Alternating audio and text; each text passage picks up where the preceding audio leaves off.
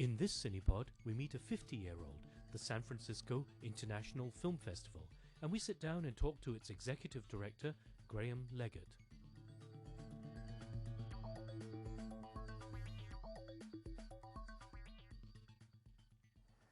Movies have been with us for over 100 years now, but film festivals which celebrate the art and industry of the cinema have yet to reach their centenary. Actually, film festivals have an official birth year, 1932, in Italy at the first Venice International Film Festival. A few years later, it was joined by the Cannes International Film Festival in France and the Berlinale, the Berlin International Film Festival in Germany. Today, these three festivals still form the European triumvirate. Now, can you tell us something about the Mel Novikov Award? Because here is an award that recognises not actually the contemporary cinema achievement, like, say, the actors and the directors, but actually looks at some of the history of cinema. Yeah. Perhaps you could tell us something about Mel Novikov and the award. Certainly. Mel was a man who devoted his life to bringing people to an appreciation of cinema and cinema history. And following his death, a committee was convened to honor that work. Kevin Brownlow is a giant, as you know, among film scholars, film preservationists. He's influenced many people. Gary Meyer, who's on the Novikov committee, who's now the co-director of Telluride, said that Kevin Brownlow's books were what first gave him that deep love of film. So he's made a great impact on many people. He's done so much to bring silent film to life and to add symphonic and scores to silent film. When we have Kevin on stage at the Castro, the great movie palace here in San Francisco, we will be showing a new print of The Iron Mask by Alan Dewan with Douglas Fairbanks that Kevin has worked on. And he's put together a number of superb documentaries about film history, including The Unknown Chaplain and a work that we're showing about Cecil B. DeMille. News of a death echoes around the world.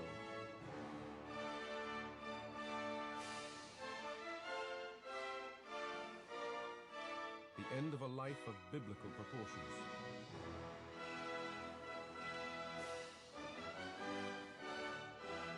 A man who aroused enormous difference of opinion, a thoroughly bad director, or the greatest showman on earth.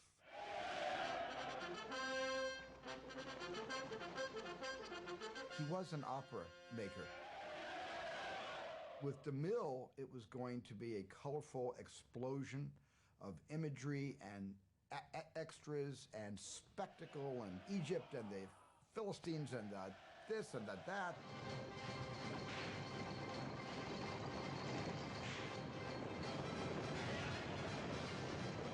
You know, it was going to be more than your money's worth, and that's all people really cared about. They wanted to get more than their money's worth, and C.B. DeMille always delivered on that.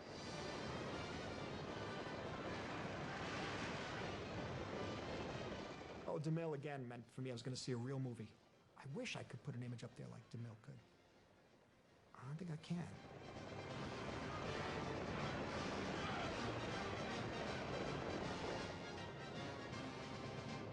The career of Cecil B. DeMille spanned half a century and 70 films. As one of the founders of Hollywood, he created the studio that became Paramount Pictures. And the filmmaker was even more famous than his films.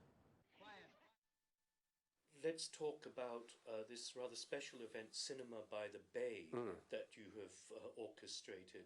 Now, most people think that movies in America are made in Hollywood and that indie films are made in New York sometimes. Right. Or made in Sundance. Or made in Sundance. But San Francisco occupies a rather special position in American filmmaking. Could you tell us something about that? The Bay Area has an alchemical sort of genius. In a variety of things, but especially over the last 40 years in filmmaking.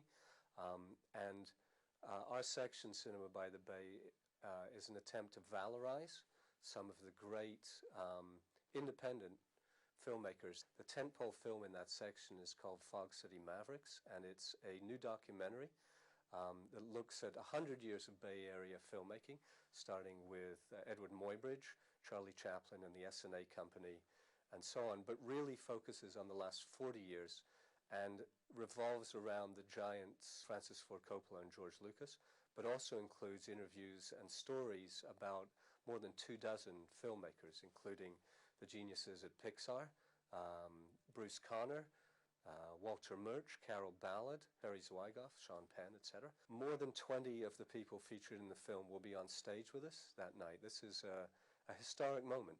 We'll never get all those guys in one place again. But what it does, even though it only addresses the lions of Bay Area filmmaking, nonetheless, it does show what extraordinary genius these men, and it's almost exclusively men, these men in this film have created some of the best American cinema, certainly some of the most influential American cinema in the last 40 years. It's really amazing that they've done so in this city, which doesn't really have an endemic film industry.